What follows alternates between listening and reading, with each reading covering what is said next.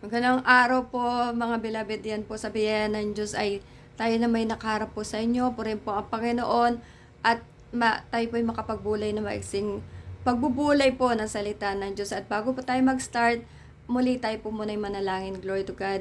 Purihin ka Ama, salamat pong muli sa araw na ito na makapagbulay kami ng iyong mga salita. O Diyos, tulungan mo kami ang bawat isa sa amin. Lord, ang buong mundo na ngayon, O Diyos, ay hindi namin alam ang kanilang mga kalalagayan sa aming mga kaibigan na patuloy na nakatunghay. Bigyan mo silang lagi ng kapanatagan ng puso't isip, O Diyos, at nawa maibigay nila kanilang mga tenga upang makinig, ang kanilang mga puso, hipuin mo sila, Panginoon, na minsan pa, dakilang Diyos ay magkaroon ng pagnanasang patuloy na makinig na yung mga salita at ito ay maipamuhay nila. Tanggapin, O Diyos, ang regalo, ang kaligtasang mula sa iyo.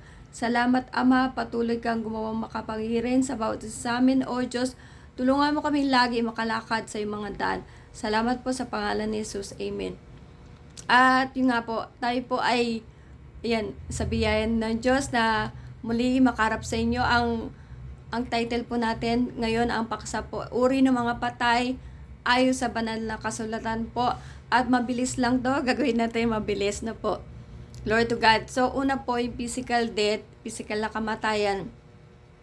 Sabi sa awit 49:10-12, oo, makikita niya na maging mga patas ay namamatay, ang mangmang at ang hangal ay parehong dapat mamatay, at ang kanilang kayamanan sa iba'y maiiwan, ang kanilang libingan ay kanilang mga tahanan magpakailanman, ang kanilang mga lugar na tirahan sa lahat ng salinlahi. Tinatawag nila ang kanilang mga lupain ayon sa kanilang sariling mga pangalan. Ngunit ang tao'y hindi mananatili sa kanyang karangal. Saglit po. Sila'y gaya ng mga hayop na mamamatay. Diretsuhin ko po yung basa. Santiago 4:14. Gayunman ay hindi nyo nalalaman kung anong magaganap bukas. Ano ba ang inyong buhay? Kayo nga'y isang singaw na santaling panahon ay lumilitaw at pagkatapos ay naglalaho. Ecclesiastes 3:1-2. Sa bawat bagay ay may kapanahunan at panahon sa bawat bagay sa silong ng langit. Sa panahon upang isilang at panahon upang mamatay, panahon ng pagtatanim at panahon upang bunutin ang itinanim. Purihin po ang Panginoon. No, alam nga natin na tayo po ay nabubuhay, pero tayo po rin ay mamamatay. No po. At sabi doon sa unang binasa natin, na yung iba nga, yung mga pangalan nila, ginawa pang pangalan siguro ng building, ng kalsada, yan po. At saka, sabi naman dito sa Ecclesiastes na may mga kapanahunan nga po. Panahon ng pagkabuhay, panahon ng kamatayan, at ayan po, pagtatanim, panahon na bubunutin yung itinanim na po. Purihin po ang Panginoon. At pangalawa nga, na yung sa James nga pala, yun para nga tayong singaw po, na parang, di ba yung yung sa sinaing po, na hindi mo alam yung vapor. Yan, na lulubog, lilitaw po. Ganyan tayo. Yan po. Ngayon, nandyan tayo, pero bukas makalawa, may mababalitaan ka na may namatay. Yan po, inatake, na aksidente, or binangungot, ang daming po, hindi natin alam yan po. Hindi natin hawak po ang ating buhay. Yan po rin po, Panginoon, kakatakot yung ilaw ko. Namamatay buhay po. Hallelujah. So, sabi po sa pangalawa, patay dahil sa kasalanan or spiritual death po. Yung una, physical death. So, physical na kamatayan po. Physical na patay tayo. At sabi sa Efeso 2:1-3, kayo no ay mga patay sa inyong mga pagsalangsang at mga kasalanan. At na dati nyong nilakaran ay sa lakat ng sanlibutan ito ay sa pinuno ng kapangyarihan ng himpapawid ng Espiritu na ngayon ay gumagawa sa mga anak ng pagsuway. Tayong lahat ay dating nabuhay sa gitna ng mga ito sa mga pagnanasa ng laman na ating ginagawa ang mga nais ng laman at ng pag-iisip, at tayo nooy katutubong mga anak ng kapuotan gaya naman ng mga iba. So, didiretso ko lang po ito. Colossus 2:13, at kayo'y mga patay dahil sa inyong mga kasalanan at sa di pagtutuli ng inyong laman, at ay kanyang binuhay kayong kasama niya nang ipinatawad niya sa inyo ang lahat ng mga kasalanan. At sa Efeso 4:18, nagdilim ang kanilang mga pangunawa, palibasay na hiwalay sa buhay ng Diyos, sa buhay ng Diyos, dahil sa kanilang kamangmangan, dahil sa katigasan ng kanilang mga puso. At sa Roma 6:1-2, ano nga ang ating sasabihin? Magpapatuloy ba tayo sa pagkakasala upang ang biyaya ay sumagana? Huwag nawang mangyari. Tayo'y namatay na sa pagkakasala. Paano nga tayong mabubuhay pa roon? Yan po. At diretso ko na yung last natin na Mateo 8:21-22. Isa pa sa mga alagad ay nagsabi sa kanya, Panginoon, hayaan mo muna akong makauwi at mailibing ko ang aking ama. Ngunit sinabi sa kanya ni Jesus, sumunod ka sa akin at hayaan mong ang mga patay ang maglibing sa sarili nilang mga patay po. Doon sa last, ito Mateo po. Ito yung physical na patay at saka spiritual dead, yung mga maglilibing po. So, dalawa yan. Yan po. At doon sa mga ibang binasa nga natin, yan po, ito nga po yung patay sa espiritu po. At alam natin na marami ngayong patay po sa espiritu. Mga lumalakad po sa laman, yan po, mga nangangulong niya, mga pumapatay po. Alam na natin, mga nagnanakaw yan po. So, hindi na natin isa-isain po. Siguro naman matatanda na tayo para alam natin po yung mga patay sa espiritu. No po, pray po ang Panginoon. Kaya, hindi rin nila marinig yung boses ng Diyos, makita ang Panginoon. Kasi nga sila po ay patay dahil sa mga pagsalangsang sa kasalanan po. Pray po ang Panginoon. At ako ay nagpapasalamat talaga sa Panginoon na sa biyaya ng Diyos, yung nga po, ako nga ay lumalakat na sa daan ni Kristo. Glory to God, hindi man perfect, pero working in progress po at kasama ng mga kapatid sa iglesia. Yan po, sa mga tao na tumanggap na kay Kristo, yan po rin po ang Panginoon. At sa pangatlo po, actually yung kasi, ito yung second death kasi, yung eternal death na lang.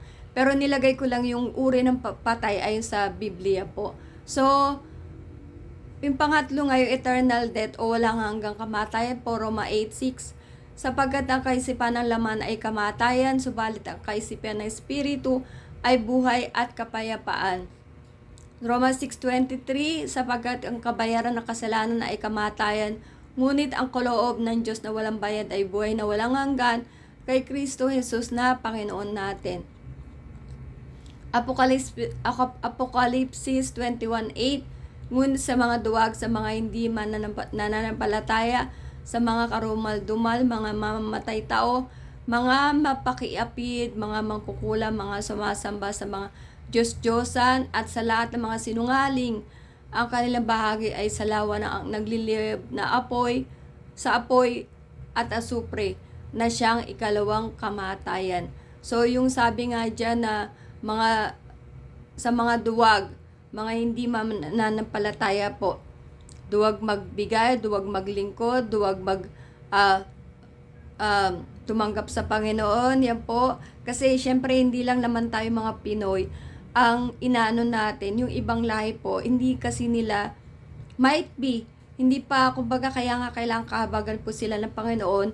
Kasi yung ibang lahi, yung ibang bansa, lalo na yung mga iba yung, kumbaga, nabuhay sila sa ibang pananampalataya po, yung naituro sa kanila, hindi nila alam, kaya hindi sila makasampalataya po. So, yung nakakalungkot at nakakatakot doon, kasi nga po, tayo po ay magkakapatid kay Kristo. Yan.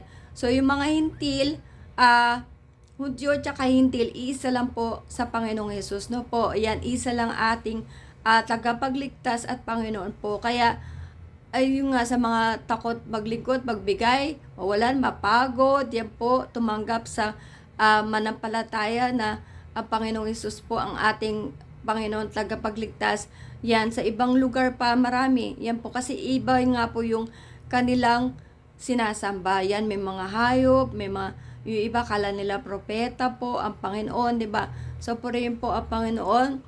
Sabi sa Apokalipsis 21:8, ngunit sa mga duwag, nabasa ko na ba to? Nabasa ko na pala yan. Apokalipsis 20:14, ang kamatayan at ang Hades ay itinapos sa lawa ng apoy. Ito ang ikalawang kamatayan, ang lawa ng apoy. Purihin po ang Panginoon. Balikan ko lang to. So, Rome 8:6, sapagkat ang kaisipan ng laman ay kamatayan. Yan po. So, yung laman nga, yung mga lumalakad po sa laman, alam na, hindi ko na ulit-ulit. Yan po. Alam mo na masama ang mga lunya. Di ba?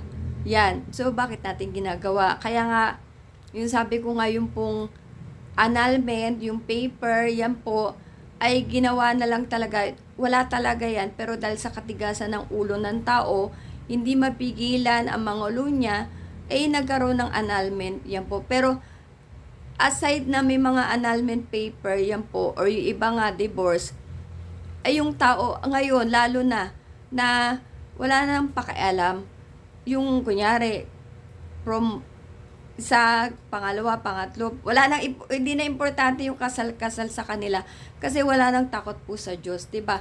Yung mga mamamatay tao, yung mga magnanakaw, wala na silang takot po na gumagawa ng mga ganon.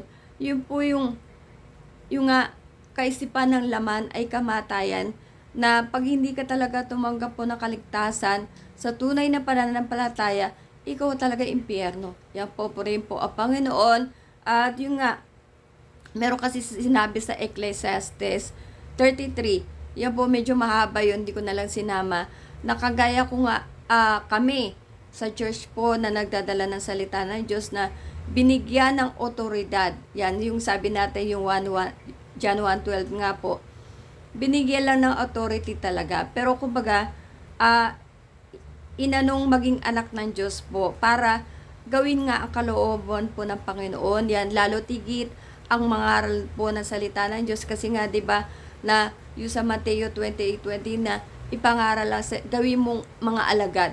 Yan po, ang mga tao. Kasi yun yung anong talaga natin, dapat po tayo alagad po ni Kristo. Ano po? Yan. So, sa mga, sabi doon sa Ecclesiastes, pag di mo pinagtagubilinan yung mga tao, yan, pag sila nangangaral kami sa biyaya ng Diyos, yan po, pag hindi nakinig sa katotohanan, hindi sumampalataya, pangaral ka ng pangaral, ayaw mag-accept, hindi mo kasalanan. Pero pag sila po ay naano na rin yun, para naunawaan, hindi pa rin nag-accept, yun, kasalanan din, di ba po? Basta kami, bilang kami po alagad ng Diyos, po rin po ang Panginoon, ay patuloy nila mga ngaral. Pero pag ang tao talaga ayaw makinig, yan po, or ayaw sumampalataya, walang pananampalataya, ay wala na magagawa. Yan po, ang Diyos na nakakaalam. Yan po rin po ang Panginoon, kung tayo po ay niloloko natin na ang Diyos, diba po? So kaya nga sabi ko, nakakatakot po magdala ng salita ng Diyos kasi alam na Diyos yung puso't isip natin, yung buhok natin bilang niya. Kaya alam niya, kanyari ako, alam niya ko ako'y naglalaro lang para magdala ng kanyang mga salita kung wala lang, para kumbaga mairaos ko lang everyday po. So kaya hindi, ang Diyos hindi pa bibiro, hindi po ko pwedeng loko-lokohin. Yan po, alam niya yung laman ng puso ko ngayon, ng isip ko ngayon, na po. Kaya hindi nga madali magdala po ng salita ng Diyos, na po rin po ang Panginoon. Kasi nga, kaluluwa po ang involved. At sa ngayon, sa nangyayari ngayon sa buong sanlibutan, hindi lang Pilipinas po, na marami talaga ang patay sa espiritu. Yan po, sila po ay lumalakad sa laman. 'Di ba? So kaya patuloy kami nag-invite po sa church para maiwasan natin ang namamatay ka. Yan po. Kasi nga sabi, 'di ba, physical death, wala tayong alam kung kailan tayo mamamatay. So para maiwasan habang tayo po'y buhay, makatanggap ka ng kaligtasan sa tunay na paglilingkod po. Yan, lagi ko sinasabi sa tunay na paglilingkod kasi nga meron pong huwad. Yan, at pag huwad, syempre huwad din yung hindi talaga salita ng Diyos kasi maraming pwede mag-preach, magdala ng salita ng Diyos. Yan po. Pero kumbaga hindi nila ito ay ayon sa sarili nilang pagkaunawa. Hindi po galing sa Espiritu po ng Panginoon. No po, rin po ang Panginoon. Yan, sobrang umaba talaga. Sorry po. Kaya sana po ay, yan, patuloy kami nag-invite po sa church bago ka mawala ng buhay. Tumanggap po tayo ng kaligtasan. No po, bago ka, hindi ka man ngayon, may buhay ka, pero maaksidente ka. Diba? So, mahirap. Kasi nga, hindi natin nahawak po ang buhay natin. At yun, inuulit-ulit ko ulit. Sabi kasi doon sa isang binasa natin, di ba, na ito ang ikalawang kamatayan. Dinagdag ko yung, kumbaga, yung patay nga kasi patay sa espiritu po. So, kasi baka may mga basher sa akin, ikalawang kamatayan may mga redundancy. Di ba? Marami kasi pilosopo. So, ayaw nating, kumbaga, ayaw natin ano po sa pilosopo. Diba? Kasi mahirap kalabanin, hindi yan patatalo.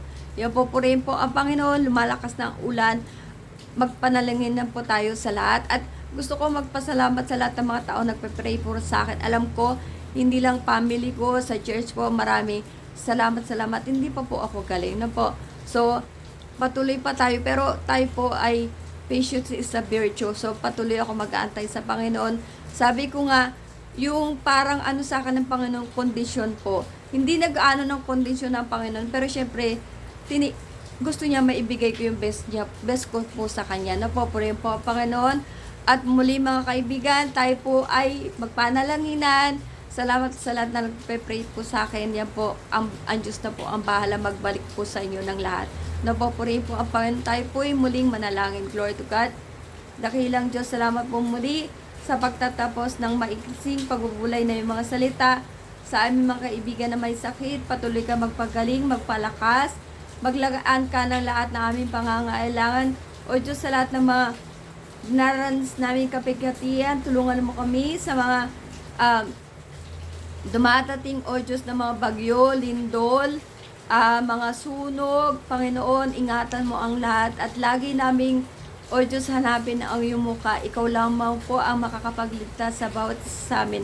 Salamat po, Ama, at sa aming mga kaibigan, lagi mo silang ingatan. O Diyos, nawa sila po ay makasampalataya, makatanggap ng kaligtasan mula sa iyo. Higit nilang, O Diyos, maunawaan na yung mga salita ng katotohanan, salita ng buhay. Salamat po, pinupuri ka namin sa pangalan ni Jesus. Amen. Salamat po sa lahat, and to God be all the glory.